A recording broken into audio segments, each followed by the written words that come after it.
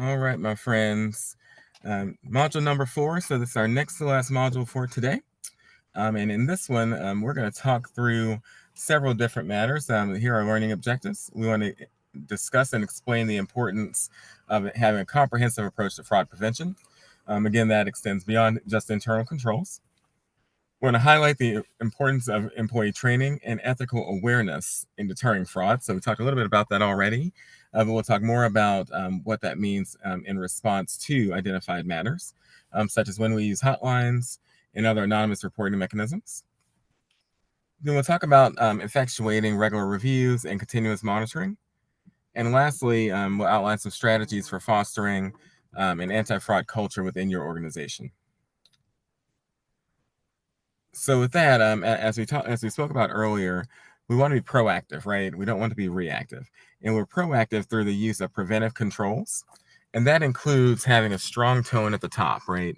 So if we have a strong tone at the top, then the individuals we hire and the individuals that we engage as contractors, the organizations we team with for proposal purposes and otherwise, those individuals and entities all should have the same or feel the same um, expectation level for ethical behavior as our employees do, and as those that are either charged with governance or in senior management for our organizations feel. So that's why it's really important for us to have that system in place that sets the tone at the top. And then going deeper into the control system, having the policies, procedures, and activities in place that help police the matter. So we want to be proactive in terms of setting a level of expectations and hiring and contracting with the individuals and entities that are consistent with our expectations. But then on the backside, to the extent that we can't handle or can't prevent certain matters from occurring, then we've got processes in place to help detect and correct them should any issues of fraud be realized. So let's move forward. So our first line of defense really is employee training, and right now one of our big challenges that we have in practice is a lack of resources or perceived lack of resources and available resources down the road. So that gets back to what I was saying earlier today, just regarding I'll say it's an assumption at this point that the economy is going to continue contracting, because we've been seeing for several years now ongoing increases in job numbers, GDP, and otherwise. It's only recently that we started to see more contraction in the economy, but the projections and the talking heads, at least, are telling us that the economy is going to continue contracting. So understanding that folk are managing their budgets to a point where they perceive there to be a lack of future available resources. And one of the first things to get cut, training. We have to resist this urge, right? Because the use of training is not just to allow us to execute client projects well, but it also serves as a manner of discouraging individuals to commit fraud and encouraging and providing the tools to succeed to those who execute control activities within our organizations. So we have to give them the tools to be successful and to detect and correct identified instances of fraud. So all of that comes into play within training sessions and sections and giving people opportunities for training. And that's internal and external training as well. So let's proceed. So what do you cover in training if you're trying to help, let's say, shore up your internal procedures? Well, there are a few. One, we do like to certainly talk about what is fraud within our specific context. And that's because fraud is such a big and a loaded term that you can go down a rabbit hole for just way too long and we can't dig you out if you're just hunting for fraud all day long. So we want to make sure that we're defining fraud and identifying what types of schemes are narrowed to our specific scopes of work and our programs and projects that we're looking at and managing. So it's pretty critical to have that baseline knowledge so that individuals know what they're actually trying to prevent and what an error condition looks like. An error condition being defined as an activity, a function, or a result that is indicative of a matter of non-compliance or financial error. And then there's the red flag side, right? So we want to communicate about red flags, when you want to document those red flags, aggregate them, and when and how one handles the results of a red flag analysis to determine whether next steps are needed, or if you can continue without executing additional procedures or analysis. Beyond that, we proceed with our internal controls we just talked about in our previous module, in Module 3. And then organizational policies we discussed earlier, right? Our conflicts of interest, our ethical behavior policies, things of that nature communicate expectations, but also reporting mechanisms. So when you communicate and you document the expectation of disclosures regarding potential issues and errors that may exist, or conflicts of interest, then we also need to communicate to people, what do I do? Like, how do I report a matter if it comes to my attention? So that's the critical part of your reporting mechanisms. If you see something suspicious, say something to this person, your direct manager, your unit manager. If those individuals are involved, then maybe you go directly to senior management. It can vary, or you can call a hotline. So the other piece that we want to make sure we are highlighting are organizations like GOCPP with the state of Maryland. There's a requirement within the general conditions that you immediately report any instances of fraud, waste, or abuse that come to your attention. So you're not only reporting internally, but there's mandatory reporting up the chain to GOCAP. And also with respect to your federal programs, there are mandatory reports required to offices of inspectors general, awarding officials, and other folk. So you want to include reporting activities and approaches within the documented procedures that you develop. Lastly, consequences of fraud and whistleblower protections. So those are two pieces that are critical. Consequences because they do help to deter, or to deter individuals from committing fraud. But whistleblower protections encourage individuals who have knowledge of potential efforts or improper activities to communicate those and report them. And there is, as of October 1st of last year, a new whistleblower protection regulation that is within the uniform guidance. So that is a new provision added to the regulations for federal financial assistance. State of Maryland already had whistleblower protection rules in place, but the federal government has now caught up. So you are also protected from the federal perspective with respect to whistleblowers. So definitely be aware of those pieces. Tailor the content to the specific types of programs and projects that you have or are expecting to have, so that the information that's communicated is actionable and reflective of feasible results and efforts. So we want to make sure expectations are manageable in terms of what can be, what's required, to what extent things can be kept confidential, to what extent they cannot, and other matters. Let's keep going, Miss Alyssa. So the who needs training? Basic question, big answer, everyone. Everybody needs training. It's like the Backstreet Boys. Everybody needs training. And that's because we all play some form of a role, right, in establishing and maintaining a solid, effective control structure. So all employees need that type of training to know what's supposed to happen, how they contribute to the process, why they're important, and also what they're expected to do if things are communicated to them directly. So everyone should be trained on relevant components of the grant cycle with respect to fraud, waste, and abuse. Next slide, please. I'm sure you all have worked through delivering training many times over. Right now, there is certainly an ongoing and I'll say preferred use of virtual trainings. So that's certainly something that's not going away. It hasn't gone away since the pandemic. Grew quite a bit then, and it has maintained itself as a primary mode of delivery because it is cost effective. You can get much of the same information out through a virtual means as you can through in person.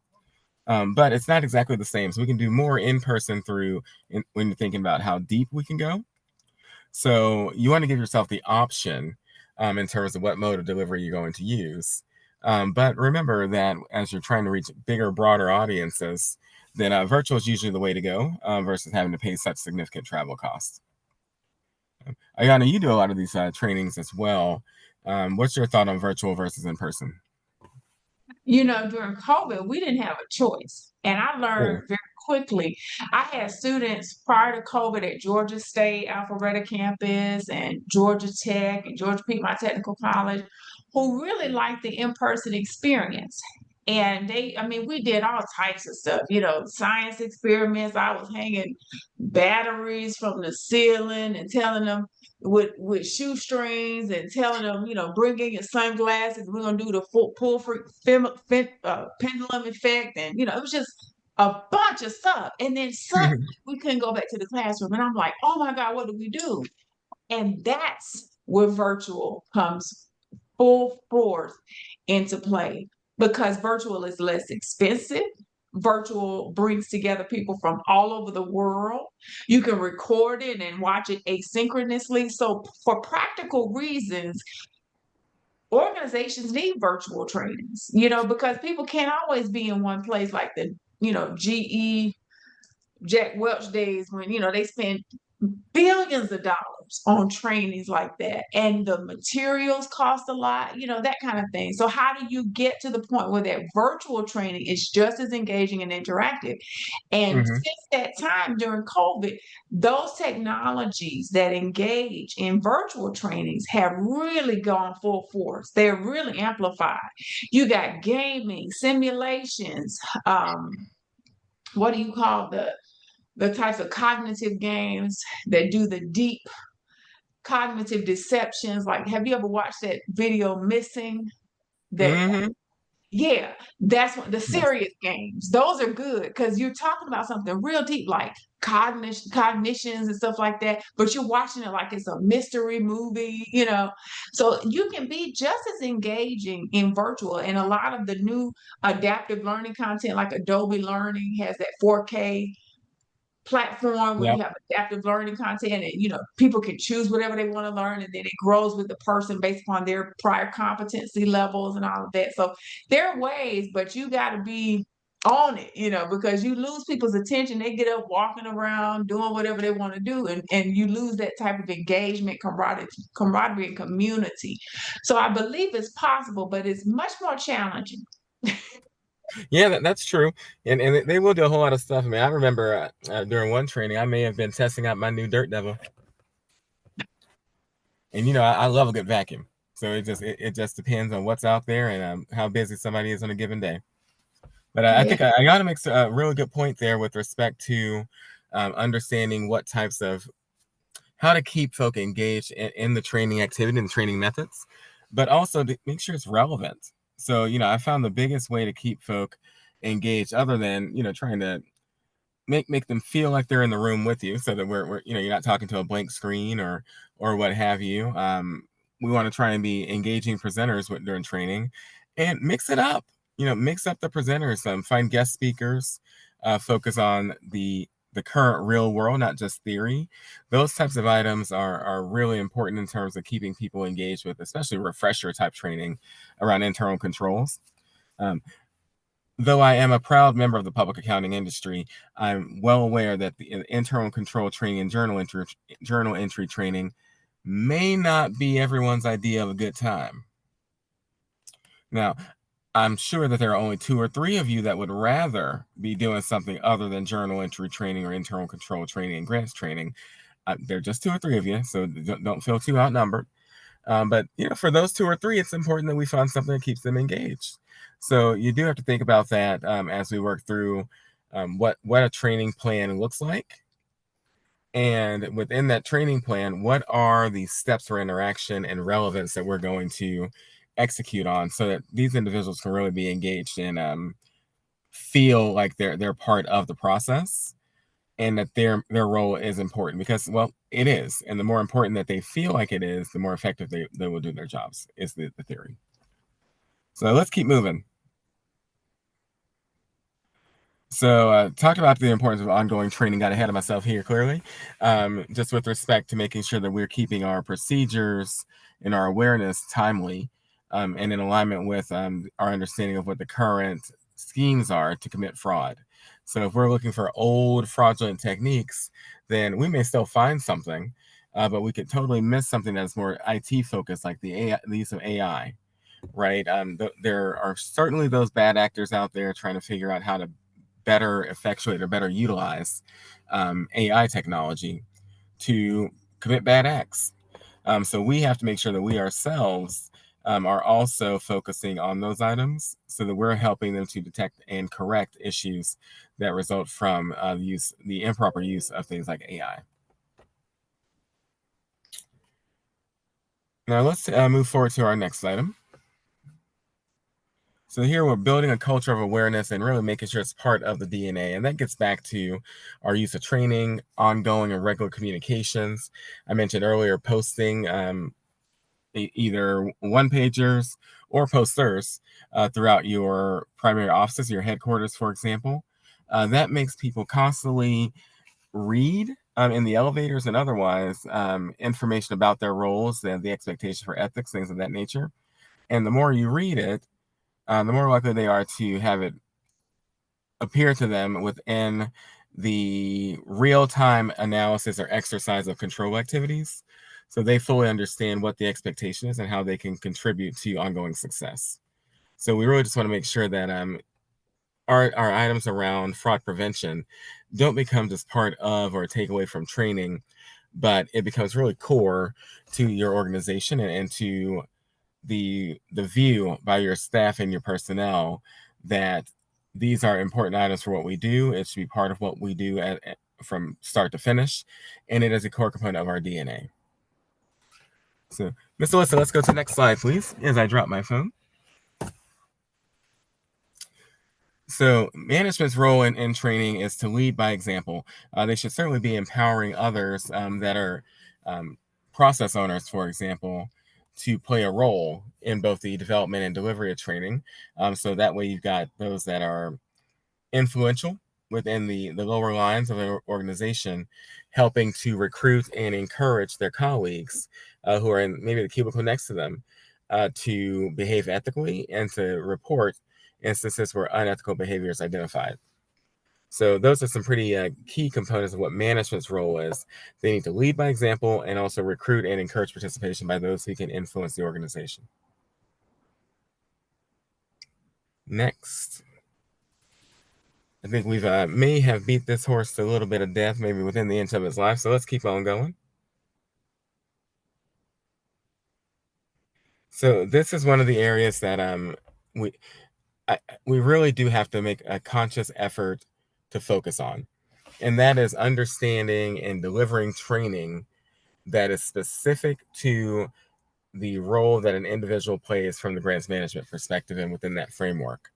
So the fraud risk and the types of schemes that are in play for procurement are completely different from the ones that we have to look at with respect to human resources and payroll, right? So you're looking at kickback risk, gratuity risk, conflict of interest risk, but also improper authorizations and other matters within the procurement zone. And that's different from HR and payroll matters where it's more allocation driven and compensation analysis and other support for reasonableness being the areas of focus. So understanding that we want to make sure that we're narrowing the focus of our training sessions to those areas that are most applicable to our participants. Let's go forward, Alyssa. So what do we do when there's resistance to training? You know, you got the folk that have had to go through 40 hours already last week. Do they really have to go through another 8 hours this week? And you start having the occasional EORs. You know, EORs that was a good donkey, just a really, really good donkey. Love me some EOR. But he didn't have the wrong idea where sometimes you got to find a way to motivate EOR and make him want to get up and want to come help without having to feed him all the time. So what else do we have out there other than food, other than money, that can be used to address resistance to training? What do you all think? Your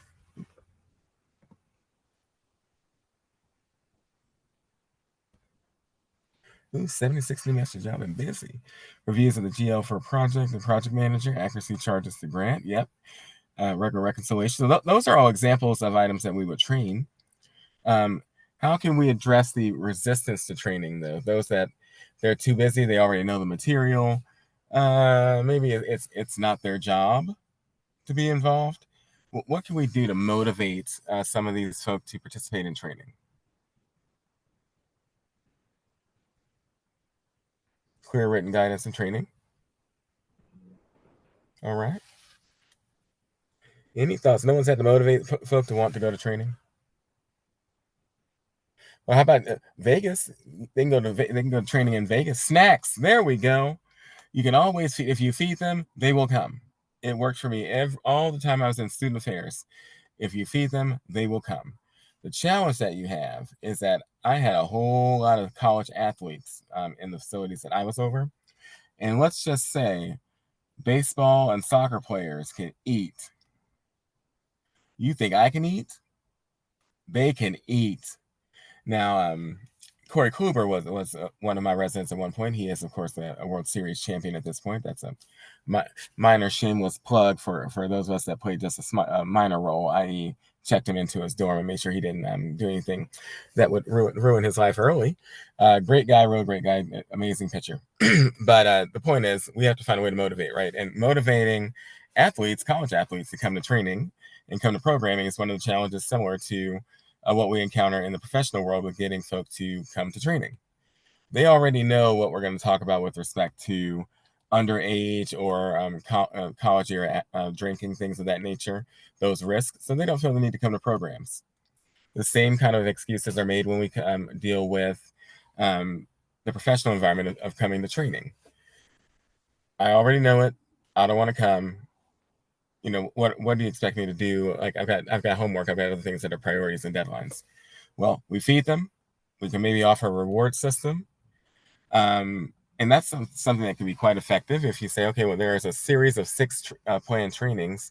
Everyone who attends all 6 will be eligible for a gift card or something of that nature that may help. So just trying to be creative and thinking outside the box. I also periodically look for a shortcut, and I will ask them, what is it that you want to learn or that you think you need to learn, and that we could provide for you so that you feel like there's a clear benefit for you in terms of taking the time to come to the training. And that way it's not a directive that you come to the training, but rather it's something that they're doing for themselves, and ergo they will likely pay attention and try and take something away that's actionable. So let's proceed. Um, Again, you can certainly measure the training as we go. We want to make sure that it's being effective and that they're learning what we want them to learn and that learning objectives are met. So surveying attendees from trainings, for example, is a good way to go about it. We do knowledge checks and quizzes as we go, both for, excuse me. It's been a long week. Sorry. Yeah, both for knowledge checks and everything else, so that we understand whether we're meeting our objectives. Sorry about that. That was so rude to yawn in the middle of my own session. Now talk about tragic. So we also look at observations and also whether there is a reduction in the types of errors that we see that occur. So that gives us an opportunity to understand whether everyone's learning what we need them to learn, and then are they implementing or acting upon that knowledge. Oh, thank you very much for forgiving me. Are they acting upon that knowledge in a way that tells us that our use of resources was appropriate, and that frankly we're getting the bang for the buck on both sides?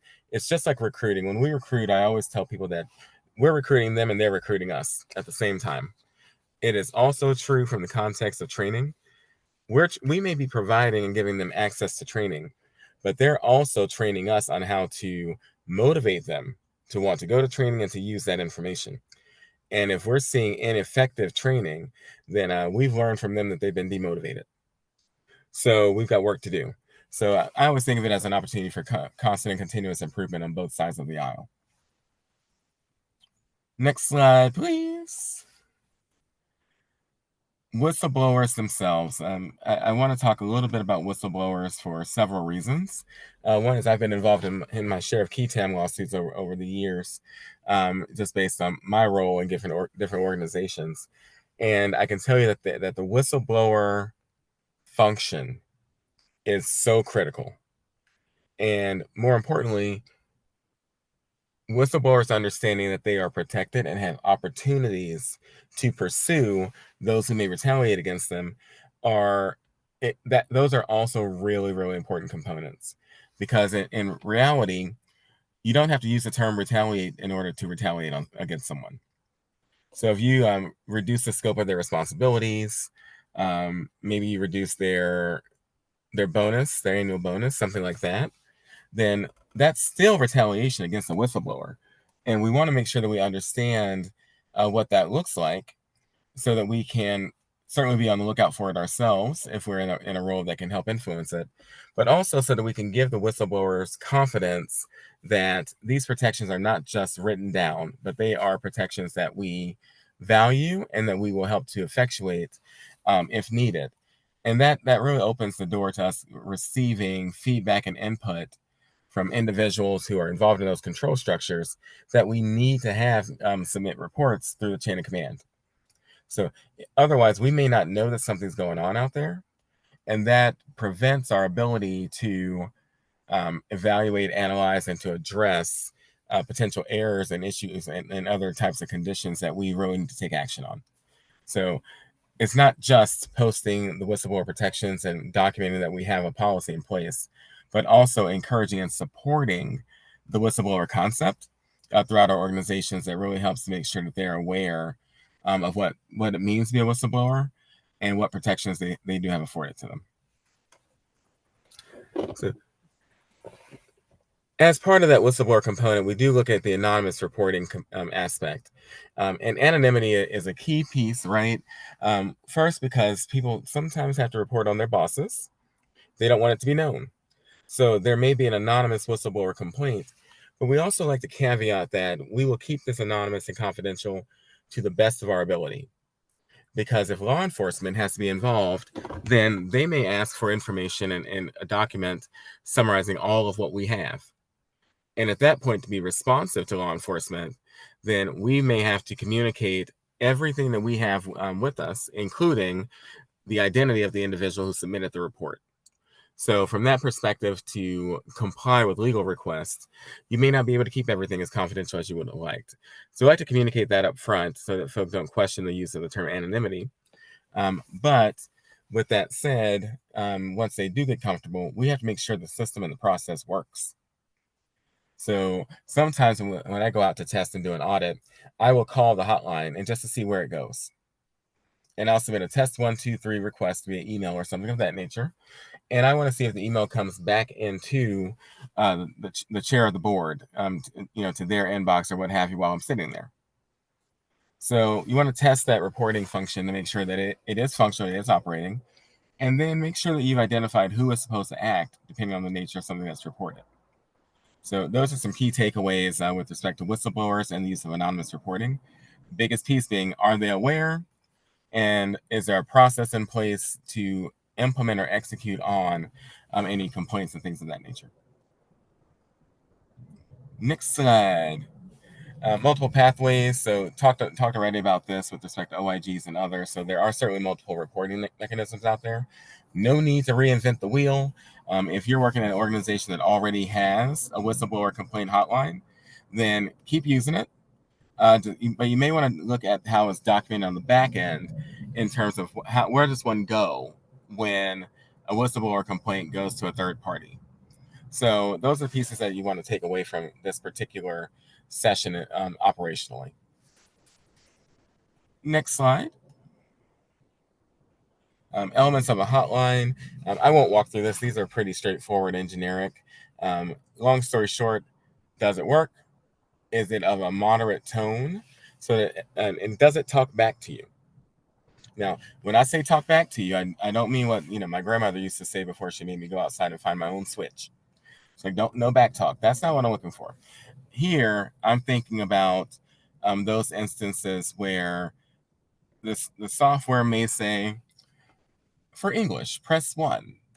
For Spanish, press 2. If you're upset and want to talk to an operator, hang up.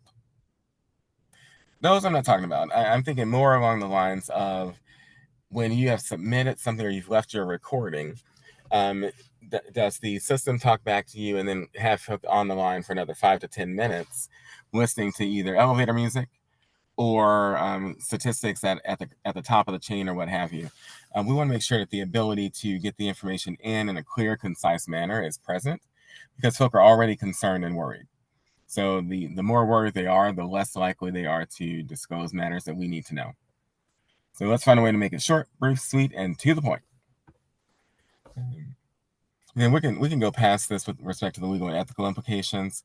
We've already talked about the privacy piece and anonymity, which is really where the legal piece gets involved.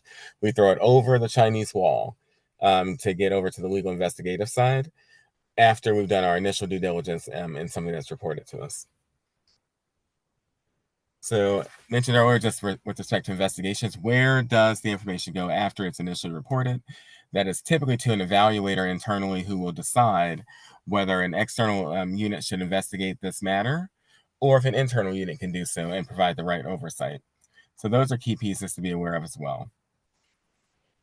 Next, compliance officers, to the extent you have one. Those individuals typically do receive hotline reports and other matters, but it's sometimes the compliance officer that's involved. So we don't want to necessarily limit progress to whether the compliance officer has assigned an allegation to someone for reporting, because it's quite likely that the compliance officer will not want to be the person looking over it, or would want to be if they find out they are the subject of such a complaint. So it's something to think about in terms of having multiple avenues with respect to who's going to oversee reporting. So we're having the right people involved in the right context. And next item.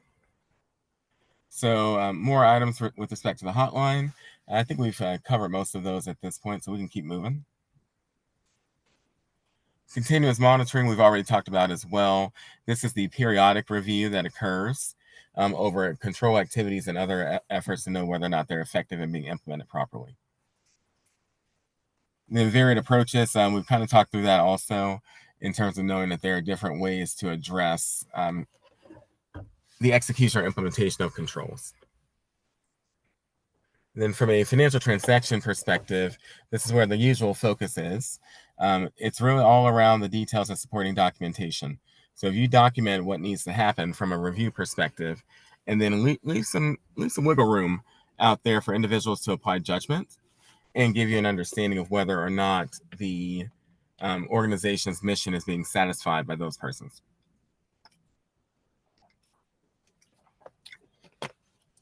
Operational reviews, no different than finances, just in terms of process, just a different group of knowledge and activity that you're reviewing and assessing.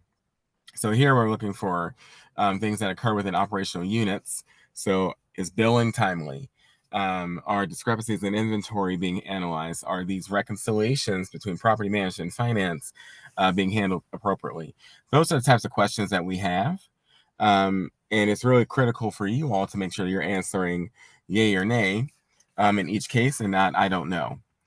Because half the battle is making sure the right people are aware of whatever results may come. And let's keep going.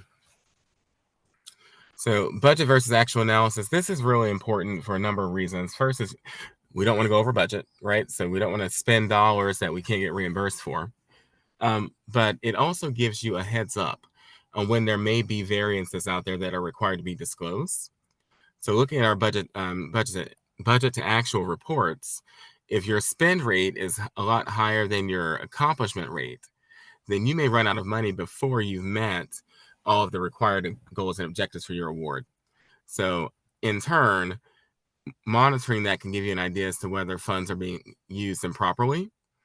If you haven't made it through 50% of the objectives, why are you at 75% spending? Either there's an issue with market rates and procurement processes, or maybe something's walking away, or maybe there's a product substitution issue. We don't know. So we want to make sure that we go out and we do our due diligence and learn the facts before we make any allegations whatsoever. But we do want to be aware of the potential for there to be a misalignment between budget to actual activities and results, and how those could, result in the right questions being asked. What is it that you're soliciting? Why are so few people responding? Things like that you want to ask and be aware of.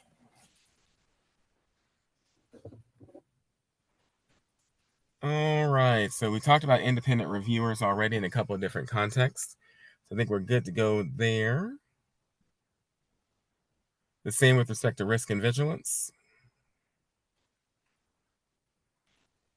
And then you all will certainly understand and appreciate this. The need to document your reviews. Documentation, documentation, documentation. Repeat after me. I've heard this song 1,000 times. Documentation. So if there's no documentation for an effort, from the audit perspective, it didn't happen. So we certainly want to make sure that we can see evidence of reviews and approvals and things of that nature as part of our oversight, so that we are able to communicate, whether it's in court or to agency officials. We did a review of this effort. Here's our evidence. We could not have known that whatever's occurring was occurring, and that can help to protect you, or at least color the conversation in a positive tone. So, moral of the story: keep evidence of your reviews and your approvals, because at some point someone's going to ask for that evidence so that they can continue paying you. We got a few more slides, and I'm going to turn it over to Miss Ayana. Let's keep going, Alyssa. We already talked about red flags, making sure we aggregate them and don't just walk away. There is some action typically that is required to occur, but we also don't want to get in front of law enforcement. So once they've made a request for you to stand down, that's something to talk with your internal legal counsel about. But 100% of the time that it's ever happened to me, I have happily stood down and let someone else run through the rest of that process. And certainly as we implement these controls, these procedures, train our personnel and make them stronger contributors, our organization overall does become stronger. It has a better story to tell. And frankly, it gives you more opportunity to communicate to potential funders later about the roles that they can play and that you can play to help them. So they are helping you help you in the long run. So or you are helping them help you. Yeah, I think that's how it went in Jerry Maguire. Help me help you, show me the money. So you want to think about those kinds of things as you're working through strengthening your organization in collaboration with others who are equally invested. Next slide. And we are on our wrap-up slide. And then I'm going to ask Alyssa if there are any questions that we need to cover, because we've got a little bit of time left before Ayana jumps in. Overall, we've talked about fraud prevention, tips that are out there, approaches to preventing fraud and detecting issues if they exist. Continue thinking about how that can work and can manifest itself into truth for your organization, but also how you can motivate individuals to want to participate in these trainings that help to make them more effective and help to prevent or mitigate risk for the organization overall. So we want to make sure that we're providing that type of information and context for the employees. And then we want to communicate our hotlines, reporting mechanisms, and who owns the results of internal activities to our personnel consistently, so that they are aware that what's being reported is not going into a blind spot, and it is certainly something that is evaluated as part of the overall risk profile. So consider each of these measures as you're working through your plan for the next fiscal year. And then think about what else we may need to add to this deck, as well as we think about how to make each role more effective within the overall schema of effective grants management. And with that, I want to thank you all for joining us for Module 4. I'll turn it over to Miss Alyssa until it's time for Ayana to take over. Thank you, Eric. I'm not seeing any questions right now, but if you do, please feel free to go ahead and drop them in, and we'll go ahead and address them. I do know that we had some questions earlier from modules 1 and 2, I believe, and I think we will be able to answer those at the end. Perfect. I just want to make sure that folks get answers to their questions. Those are important to us. So awesome. Thank you, Alyssa. Yes, no problem. And I'm going to suggest about a 10-minute break before we resume. We'll resume back here at 2:40. Fantastic. Thanks, folks. Go forth, have a beverage, and then return to us for more learning fun.